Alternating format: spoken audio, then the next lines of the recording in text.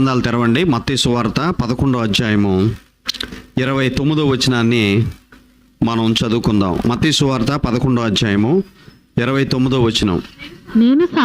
నేను సాత్వికుడను దీన మనస్సు గలవాడను గనుక మీ మీద నా కాడి ఎత్తుకుని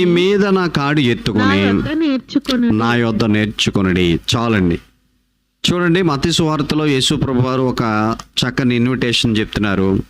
నేను సాత్వికుడను దీన మనసు గలవాడను, నా కాడి మీ మీద ఎత్తుకుని నేర్చుకొనుడి. మనం యేసు ప్రభు వారి దగ్గరికి వచ్చినప్పుడు ఆయన కొన్ని మనకు నేర్పించడానికి ఆయన సిద్ధంగా ఉన్నారు. ఓకేనా? మరి మనం కూడా ఏం చేయాలంటే మనం నేర్చుకోవాల్సినవి చాలా ఉన్నాయి. ఈ రోజుల్లో మరి నేర్చుకోవడానికి ఆసక్తి చూపేవాళ్ళు చాలా ఎక్కువ మంది కనబడుతూ ఉంటారు. చూడండి, ఒకవేళ ఇంగ్లీష్ మాట్లాడాలంటే స్పోకెన్ ఇంగ్లీష్ నేర్చుకోవడానికి ఇష్టపడతారు.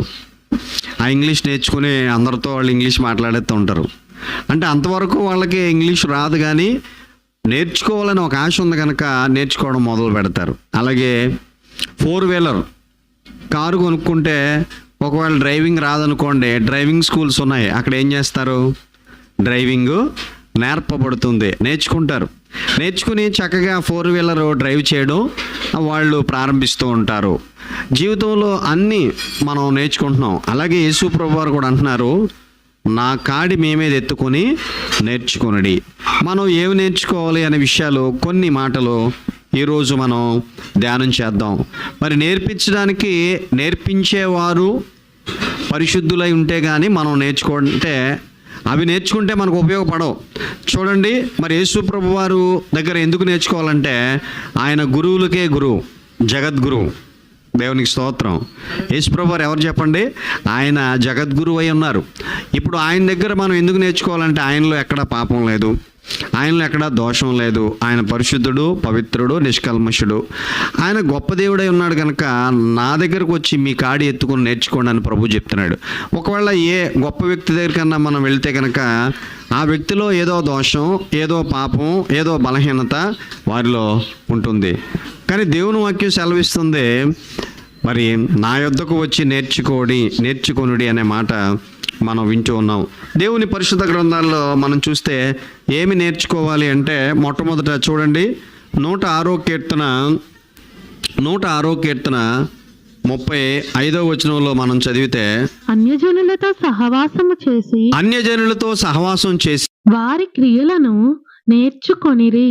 చాలండి. చూసారా, ఇక్కడ ఇజ్రాయేలు ప్రజలట అన్యజనులతో సహవాసం చేసి వారి క్రియలను నేర్చుకున్నారు. వారు దేవుని బిడ్డలే, ప్రభు బిడ్డలుగా పిలువబడుతున్న వాళ్లే, కానీ అన్యజనులతో సహవాసం చేసి వారి క్రియలను నేర్చుకున్నారు. ఈరోజు చాలామంది విశ్వాసులు పాడవడానికి కారణం ఏంటంటే వారి సహవాసం సరిగా లేదు, వారి యొక్క ప్రవర్తన సరిగా లేదు. ఏమండి, మరి దేవుని బిడ్డలు అని చెప్పుకుంటూ మందిరానికి వెళ్తూ దైవభక్తిలో ఉంటూ వాళ్ళు సహవాసం దగ్గరికి వచ్చేటప్పటికి అటు ప్రక్కన స్నేహితులు సరైన వాళ్ళు కాకపోతే వారి జీవితాలు ఏమవుతున్నాయి? పతనం అయిపోతున్నాయి. అందుకే వీరు అన్యజనుల యొక్క క్రియలను నేర్చుకున్నారట. తర్వాత వచ్చిన చదవండి.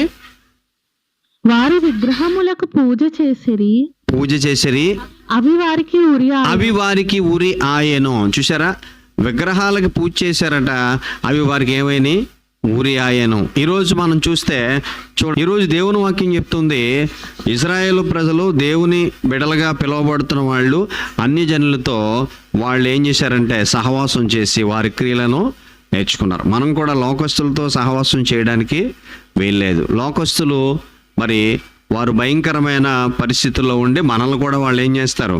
పాడు చేస్తారు. అందుకే లోకంలో ఉన్నదంతా కూడా శరీరాశ, నేత్రాశ, జీవపడమ్మం, అవి మనలోనికి రాకుండా మనం చాలా జాగ్రత్తగా చూసుకోవాల్సిన వారమే ఉన్నాం తప్ప, పర్వాలేదులేండి నేను వాళ్ళతో సహవాసం చేస్తానంటే ఖచ్చితంగా మనం ఎక్కడో చోట దెబ్బతింటాం. ఏమంటే లేదంటే నష్టపోతాం. అందుకే మనం చాలా జాగ్రత్తగా ఉండాలి. అయితే మనం ఏమి నేర్చుకోవాలి అనే విషయాలు కొన్ని మనం బైబిల్లో చూద్దాం. యెషయా గ్రంథం 1వ అధ్యాయము 17వ వచనాన్ని మనం చదువుదాం. యెషయా గ్రంథం 1వ అధ్యాయం 17వ వచనం.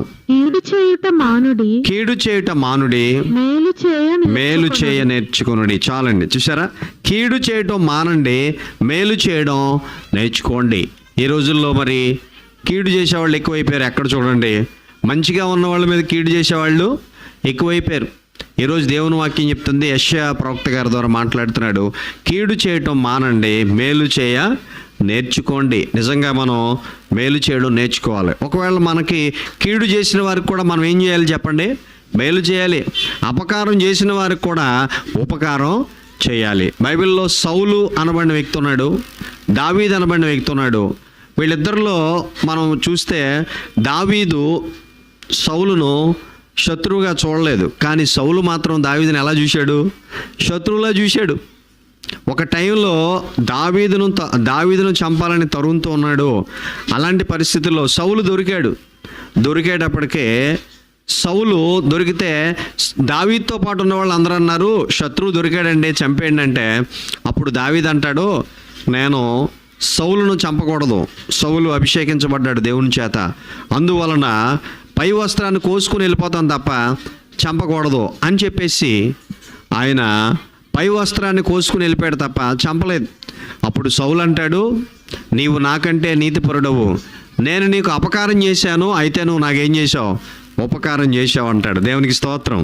ఈరోజు మనం గమనిస్తే చూడండి, శత్రువులా చూడకుండా మరి క్షమించాడు కాబట్టే దావీదు అంతకంతకు వర్ధిల్లెను, సౌలు అంతకంతకు నేరసిల్లెనని ఉంటుంది. చూసారా, మన క్రియలు కరెక్ట్గా లేనప్పుడు, బైబిల్ ప్రకారంగా జీవించకపోతే మనం ఆశీర్వాదాలు పొందలేము, అభివృద్ధి పొందలేము. అందుకే మొట్టమొదట మనం ఏం నేర్చుకోవాలంటే, కీడు చేయటం మానండి, మేలు చేయడం నేర్చుకోండి. ఎప్పుడైతే మనం కీడు చేయడం మానేస్తామో, మేలు చేయడం నేర్చుకుంటామో, ఖచ్చితంగా మన జీవితాల్లో చాలా గొప్ప కార్యాలు దేవుడు జరిగిస్తాడు. చూడండి, మనం మేలు చేయాలంటే ఏం చేయాలో తెలుసా? చెప్పండి, మనం మేలు చేయాలంటే ఏం చేయాలి? మేలు చేయాలంటే మనం ఏం చేయాలంటే 81వ కీర్తన 8వ వచనం మీరు చదివితే, అయ్యో ఇజ్రాయేలు, నీవు నా మాట వినిన ఎడల ఎంత మేలు. చూసారా, అయ్యో ఇజ్రాయేల్, నీవు నా మాట వింటే ఎంత మేలు. నిజంగా ప్రభువు మాట మనం వింటే మనం ఖచ్చితంగా మేలు చేస్తాం ఇతరులకు. మన ఉద్యోగంలో, కుటుంబంలో, వ్యక్తిగత జీవితాల్లో ఇతరులకు మనం ఏం చేస్తాం చెప్పండి? మేలు చేస్తాం. ఏమండి, ఈ రోజుల్లో చాలామంది మేలు మేము ఏం చేస్తామండి, ఏం చేయగలమండి, వాళ్ళు మాకు శత్రువులుగా ఉన్నారండి, వాళ్ళు మాకు విరోధులుగా ఉన్నారండి, మాకు ఎంతో కీడు చేశారని అంటారు. బైబిల్ చెప్తుంది, ఎవరైతే నీకు కీడు చేశారో వాళ్ళకే మనం ఏం చేయాలి చెప్పండి? మేలు చేయాలి. అర్థమైందా? ప్రభువారు సిలువలో వేలాడుతూ ఆయన పలికిన ఒక మాట ఏంటంటే, తండ్రి వీరేం చేయుచున్నారో వీరెరుగరు గనక వీరిని క్షమించు అని ప్రార్థించారు. అంటే వాళ్ళందరినీ క్షమాపణతో కూడిన ప్రార్థన యేసుప్రభు వారు అక్కడ చేస్తూ ఉన్నారు. కనుక మనందరం నేర్చుకోవాల్సింది ఏంటంటే, మొట్టమొదట కీడు చేయడం మానండి, మేలు చేయ నేర్చుకోండి. ఇతరులకు మనం మేలు చేద్దాం. దేవుని బిడ్డలంటే ఇతరులకు మేలు చేస్తారండి, ఇతరులకు కీడు చేసేవాళ్ళు కాదండి అని అందరూ తెలుసుకునే విధంగా మనం మేలు చేయడం నేర్చుకుందాం. అందుకే మొట్టమొదట మనం ఏం నేర్చుకోవాలంటే మేలు చేయడం నేర్చుకుందాం.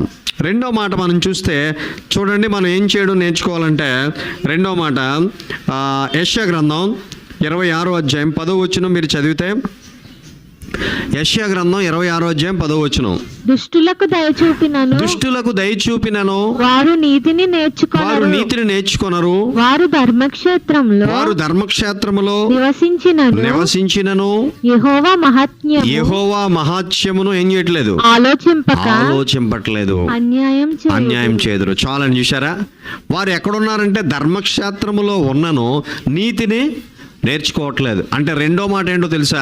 మనం నీతిని నేర్చుకోవాలి. ధర్మక్షేత్రం అంటే దేవుని మందిరం, చర్చెస్.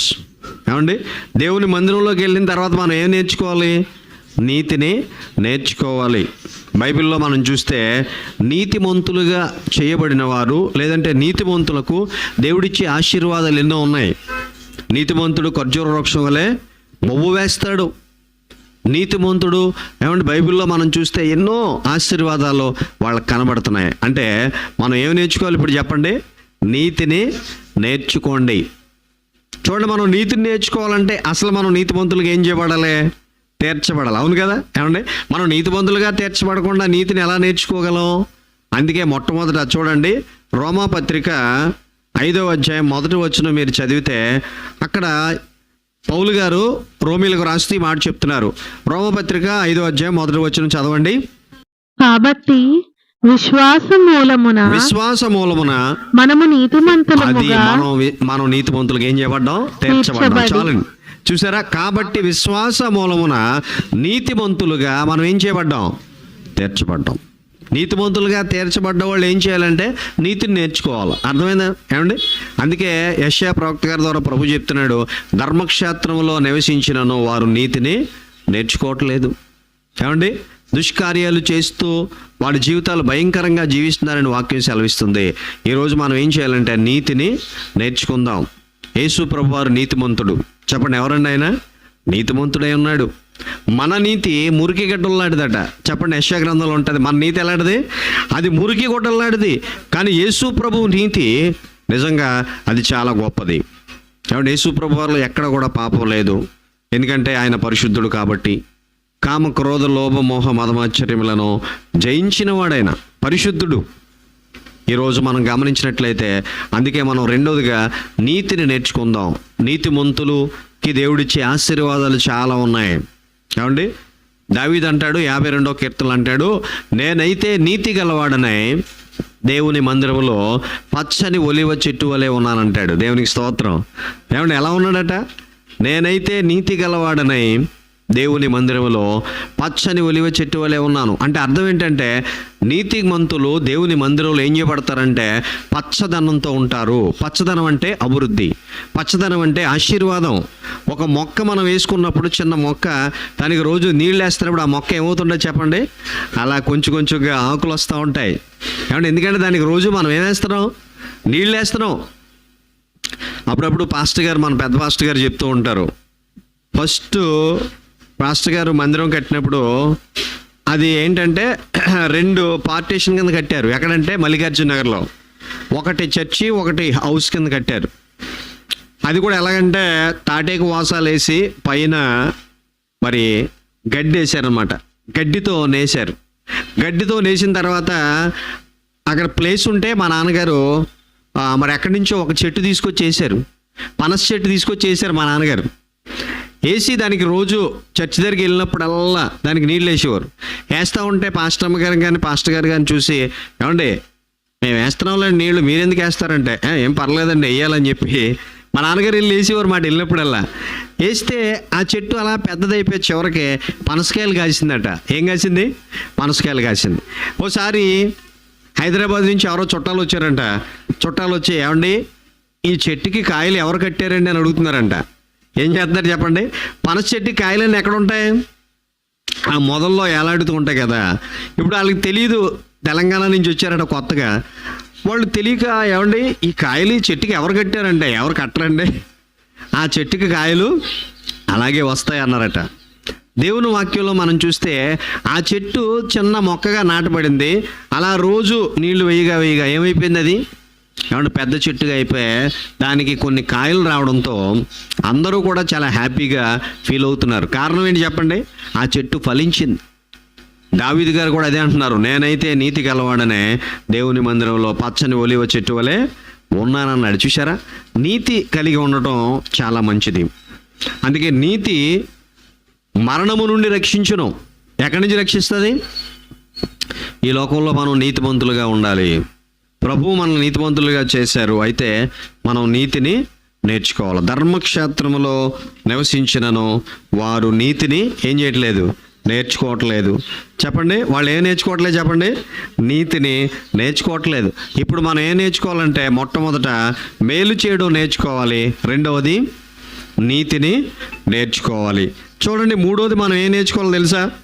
చూడండి, ద్వితీయోపదేశకాండము 4వ అధ్యాయం 10వ వచనం చదవండి. 4:10. నీవు హోరేబులో నీ దేవుడైన యెహోవా సన్నిధిని నిలిచి ఉండగా యెహోవా నా యొద్దకు ప్రజలను కూర్చుము, వారు ఆ దేశము మీద బ్రతుకు దినములన్నీ నాకు భయపడ నేర్చుకొని తమ పిల్లలకు నేర్పినట్లు వారికి నా మాటలను వినిపించదునని ఆయన నాతో చెప్పిన దినమును గూర్చి వారికి చాలు చూసారా? ఏమంటే నీ దినములన్నిటా కూడా ఎలా ఉండాలి? భయపడడం నేర్చుకోవాలి. చెప్పండి, ఏం చేయాలి? ద్వితీయోపదేశకాండము ఇజ్రాయెల్ ప్రజలకి మోషే గారి ద్వారా తెలియజేస్తున్నాడు, మీరు భయపడడం నేర్చుకోండి. బ్రతుకు దినములన్నిటా ఏం చేయాలి? భయపడడం నేర్చుకోవాలి. ఎవరికి భయపడాలి?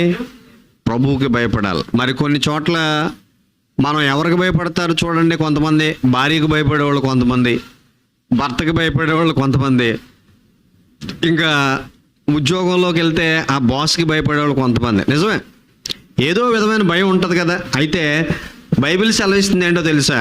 బ్రతుకు దినములన్నిట మనం ఎవరికి భయపడాలి? నువ్వు దేవునికి భయపడడం నేర్చుకుంటున్నావా? భయభక్తులు ఉంచి వారికి దేవుడు గొప్ప కార్యాలు చేస్తాడు. అందుకే భయము ప్లస్ భక్తి కలిగి ఉండటం అది ఆశీర్వాదం. భయభక్తులు లేని వారు ఆశీర్వదించబడరు. భయభక్తులు అంటే చెడుతనాన్ని విసర్జించడం, చెడుతనాన్ని విడిచిపెట్టడం. ఈరోజు మనం దేవుని వాక్యంలో చూస్తున్నాం, భయపడడం నేర్చుకోండి బ్రతుకు దినములన్నిట. మీరు బైబిల్లో చూసినప్పుడు మోషే గారి నాయకత్వంలో ఇజ్రాయెల్ ప్రజలందరినీ నడిపించిన తర్వాత మోషే మరణించారు. మోషే ప్రభు సన్నిధికి వెళ్ళిపోయిన తర్వాత ఆ నాయకత్వపు లక్షణాలు, ఆ నాయకత్వపు హక్కులన్నీ కూడా యెహోషువ గారికి అప్పగించారు. అప్పుడు యెహోషువ తాను నడిపించడానికి సిద్ధపడుతున్నప్పుడు చాలా భయపడుతున్నాడు. అయ్య బాబా, మోషే గారు ఎంతో గొప్ప, సకల విద్యల్లో ప్రావీణ్యుడు, ఆయన చాలా తెలివి గలవాడు, జ్ఞానం గలవాడు, ఇంత గొప్పవాడే నడిపించడానికి కింద మీద పడ్డాడు, నాలోంటో నేను ఎక్కడ నడిపిస్తానని చెప్పి భయపడుతుంటే యెహోషువతో ప్రభువు మాట్లాడితే ఏమన్నాడు తెలుసా? చూడండి, యెహోషువ గ్రంథం 1వ అధ్యాయము ఒకసారి 5వ వచనం అనుకుంటా చదవండి. నీవు బ్రతుకు దినములన్నిటను ఏ మనుష్యుడును నీ ఎదుట నిలవలేక యుండును. నేను మోషేకు తోడై ఉండినట్లు నీకును తోడై ఉండుదును. దేవునికి స్తోత్రం. చూడండి, యెహోషువ భయపడుతుంటే ప్రభు అన్నాడు, ఏమన్నాడు తెలుసా? నీ ఎదుట ఏ మనుషుడు నిలవలేడు బ్రతుకు దినములన్నిట. ఎందుకంటే నేను నీకు ఎలా ఉంటాను? తోడై ఉంటాను. మోషేకు తోడై ఉన్నట్లుగా నీకు కూడా, మోషేకి ఇంతవరకు తోడై ఉండి గొప్ప కార్యాలను జరిగించాను. ఇజ్రాయేల్ ప్రజలను ఎర్ర సముద్రం దాటించాను, పాలు తేళ్లు ప్రవహించే దేశానికి నడిపించాను, వాళ్ళు కావాలంటే ఆహారం పెట్టాను, కావాలంటే నీళ్ళు ఇచ్చాను. ఇన్ని గొప్ప కార్యాలు చేస్తే ఇంకా నువ్వు భయపడుతున్నావేంటయ్యా? మోషేకి నేను ఎలా తోడైనానో నీకు కూడా ఏముంటాను? తోడై ఉంటానని చెప్పాడు. దేవునికి స్తోత్రం. అప్పుడు యెహోషువకి ఏమొచ్చిందంటే ధైర్యం వచ్చింది. మనకు కూడా మన జీవితంలో కొన్నిసార్లు అనారోగ్యాలు రావచ్చు, ఆర్థిక పరిస్థితులు రావచ్చు, ఏమండి కొన్ని ప్రతికూల పరిస్థితులు రావచ్చు. అప్పుడు మనం ఏం చేస్తామంటే భయపడతాం. ఏంటంటే నా జీవితం ఎలా అయిపోయింది అనుకుంటాం. కానీ ప్రభు వాగ్దానాన్ని మనం ఒక్కసారి ఏం చేయాలి చెప్పండి? జ్ఞాపకం చేసుకుందాం. యెహోషువ, నీ బ్రతుకు దినములన్నిట ఏ మనుషుడు నీ ఎదుట నిలవలేడు. నేను మోషేకు తోడై ఉన్నట్లుగా నీకు కూడా నేను ఎలా ఉంటాను? తోడై ఉంటాను. చూసారా, ఈరోజు ఆయన మనకు తోడై ఉన్నాడు. వ్యాధి బాధల్లో, ఇరుకుల ఇబ్బందుల్లో, ఆర్థిక పరిస్థితుల్లో, అన్ని విషయాల్లో కూడా ఆయన మనకు తోడై ఉన్నాడు. దిగులు పడద్దు, భయపడొద్దు, కంగారు పడకండి, అధైర్యపడకండి, అవిశ్వాసం రానీకండి. ప్రభువు మనకు ఎలా ఉన్నాడు చెప్పండి? ఆయన తోడై ఉన్నాడు. అందుకే మనం ఏం చేయాలంటే బ్రతుకు దినములన్నిట భయపడడం నేర్చుకుందాం. దేవునికి భయపడ్డ వారి జీవితాలు ఎంతో ఆశీర్వాదం. అబ్రహాము చేస్తారు తెలుసా?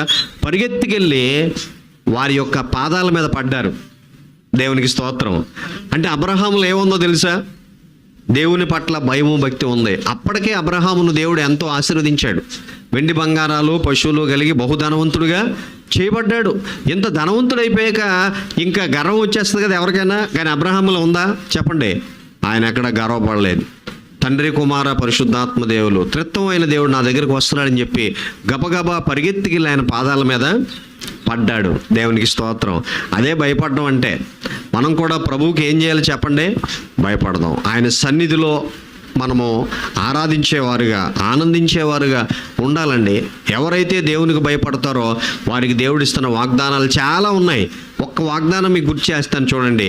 యెహోవా యందు భయభక్తులు గలవారి చుట్టూ ఆయన దూతలు కావలి ఉంటారు. దేవునికి స్తోత్రం. మన చుట్టూ ఎవరిని పెడతాడు ప్రభువు చెప్పండి? దేవుని దూతలు ఉంటారు.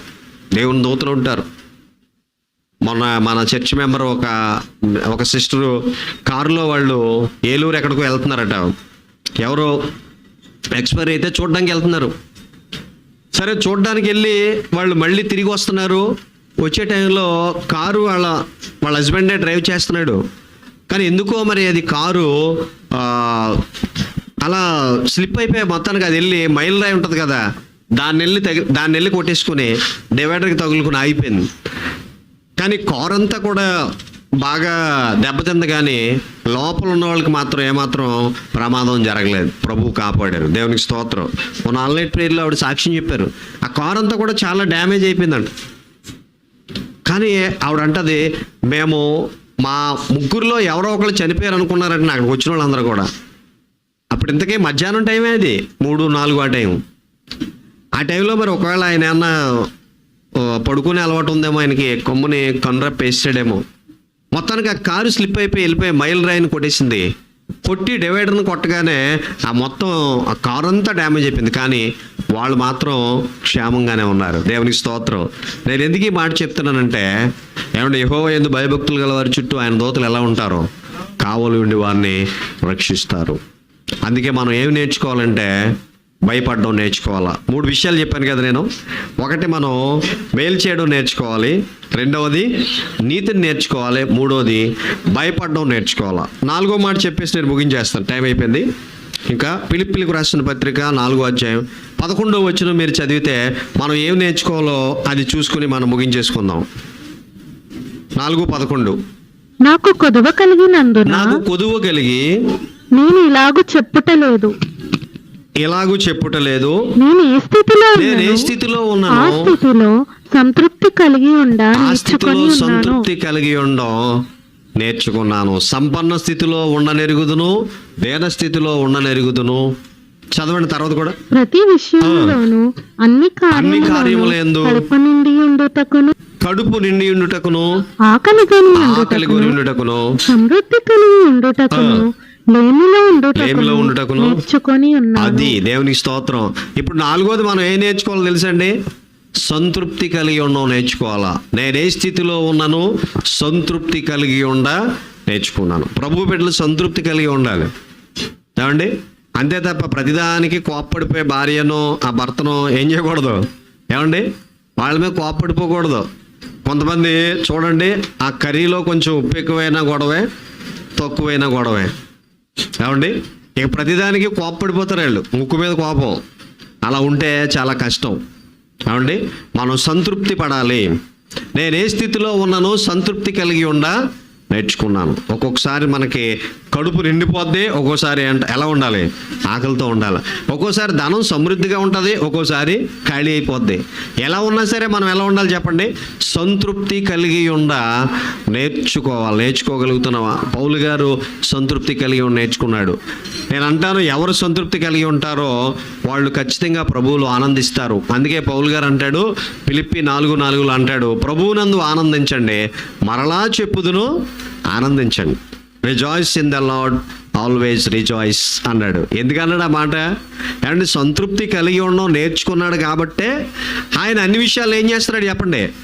ఆనందించగలుగుతున్నాడు. విచారంగా ఉండట్లేదు, దుఃఖంగా ఉండట్లేదు. ఎందుకో తెలుసా? నేను సంతృప్తి కలిగి ఉంటున్నాను. ఒకవేళ ఈరోజు భోజనం లేకపోయినా ఆనందమే, ఉన్న ఆనందమే, వస్త్రం ఉన్న ఆనందమే, లేకపోయినా ఆనందమే, నూతన వస్త్రాలు దేవుడు ఇవ్వకపోయిన ఆనందమే, ఇచ్చినా ఆనందమే. చూసారా? అదేనండి నిజమైన సంతృప్తి. ఈరోజు కొంతమందికి ఎంత ఉన్నా ఏముంటలేదు, సంతృప్తి లేదు. ఏమండి, మన మరి రిలయన్స్ అధినేత అంబానీ గారు వారి అబ్బాయి పెళ్ళికట 1000 కోట్లు ఎంత ఖర్చు పెట్టాడట, 100 కోట్లు ఖర్చు పెడితే వాళ్ళ అబ్బాయి మాట్లాడుతూ అన్నాడంట, మాకు ఎంతో ఆస్తి ఉంది, ఎంతో పేరు ఉంది, కానీ ఆరోగ్యం లేదు అన్నాడు. అంటే వాళ్ళకి కోట్లు అధిపతులుగా పిలువబడుతున్నారు, మంచిదే, కానీ వాళ్ళకి ఏమి లేదు చెప్పండి? ఆరోగ్యం లేదు, శాంతి లేదు, నెమ్మది లేదు. నేను అంటాను, అన్ని కోట్లు మనకు లేకపోయినా ప్రభువు మనకిచ్చిన ఆరోగ్యాన్ని బట్టి నిజంగా మనం ఎంతో సంతృప్తి చెందుతున్నాం. దేవునికి స్తోత్రం. ఉన్నదాన్ని బట్టి ఏం చేయాలి చెప్పండి? నువ్వు సంతృప్తి చెందుతున్నావా? ఈరోజు లేని వాటి కోసం పరుగులెత్తి ఉన్నాయి కూడా పోగొట్టేసుకుంటారు కొంతమంది. మనం అలా చేయకండి. దేవుడు మనకి ఇచ్చిన దాన్ని బట్టి ఏం చేయాలి చెప్పండి? సంతృప్తిని ఉందాం. ప్రభువా నాకు ఇచ్చో చాలు, అంతే. ఒకవేళ ఇంకా ఎక్కువ కావాలంటే దేవుడు ఇవ్వగలడు తప్ప, ఏమండి లేదు అని చెప్పి ఏం చేయకూడదు. ఎప్పుడు బాధపడకండి. ఈరోజు దేవుని వాక్యం చెప్తుంది, సంతృప్తి కలిగి నేర్చుకున్నాను. అందుకే నేను సాత్వికుడను, దీన మనసు గలవాడను మీ మీద నా కాడి ఎత్తుకొని నేర్చుకోండి. మనం నేర్చుకోవలసిన 4: 1 మేలు చేయడం నేర్చుకుందాం, 2 నీతిని నేర్చుకుందాం, 3 భయపడడం నేర్చుకుందాం, 4 సంతృప్తి కలిగి నేర్చుకుందాం. ఇలా ఎవరైతే నేర్చుకుంటారో వాళ్ళ జీవితాలు అనేకులకు ఆశీర్వాదకరంగా ఉంటాయి. కుటుంబానికి, సంఘానికి, సమాజానికి ఎక్కడుంటే అక్కడ మనం మేలు చేసే వ్యక్తులుగా ఉండి దేవుని నామాన్ని మయంపరుచుకుంటాం. అందుకే మనం ఏం చేయాలంటే దేవుని దగ్గరకు వచ్చి ఆయన దగ్గర మనం నేర్చుకుందాం. ఆయన మన పట్ల గొప్ప కార్యాలు ఆయన జరిగించే దేవుడై ఉన్నాడు. కాబట్టి ఈరోజు ఎంతవరకు మనం నేర్చుకోలేదేమో యేసయ్య దగ్గరకు వచ్చి నేర్చుకుందాం. ఆయన జగద్గురు అయి ఉన్నాడు, గురువులకు పరమ గురువు. ఈ లోకంలో గురువులందరూ కూడా కాళ్ళు పట్టించుకున్నారు, ఏమన్నా రకరకాలుగా సేవలు చేయించుకున్నారు. కానీ యేసుప్రభువు వారు అయితే ఆయనే శిష్యుల పాదాలు కడిగారు. ఏమండి, ఆయన అందరితో పరిచారం చేయించుకోవడానికి రాలేదు, కానీ పరిచర్య చేయడానికి వచ్చాడు ఆయన. దేవునికి స్తోత్రం. అలాంటి గొప్ప దేవుడు మనం కలిగి ఉన్నాం కనుక ఈరోజు ఆయన దగ్గరికి వచ్చి మనం అందరం నేర్చుకుని ఆయన ఆశీర్వాదాలు పొందుకుందాం. అట్టి కృప దేవుడు మనందరికీ దయచేయాలని కోరుతూ ఈ మాటలు ఎంతటితో నేను ముగిస్తున్నాను. దేవుడి మాటలు దీవించును గాక. ఆమేన్. Praise the lord.